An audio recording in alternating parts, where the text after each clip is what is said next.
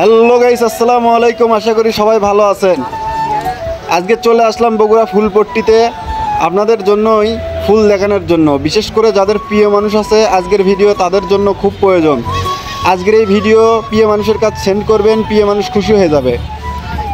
এই ফুল দেখতেছেন, আমাদের জন্য একটা প্রিয় মানুষ থাকতো, এই ফুলটা তাদেরকে দিতাম, বাট আমাদের আজ প্রিয় মানুষ নাই বলে ফুল কাকু দিতে পারলাম না।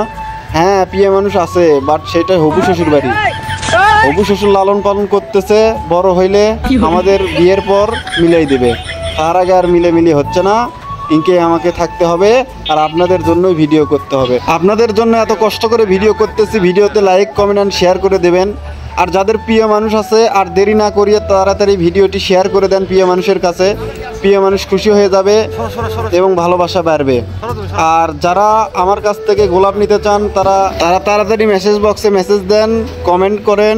আর আমি তো গরিব মানুষ, তাই গোলাপ কেনার সাধ্য নাই, তাই আপনাদের সবাইকে আমার তরফ থেকে একটা গেন্দা ফুল দিলাম।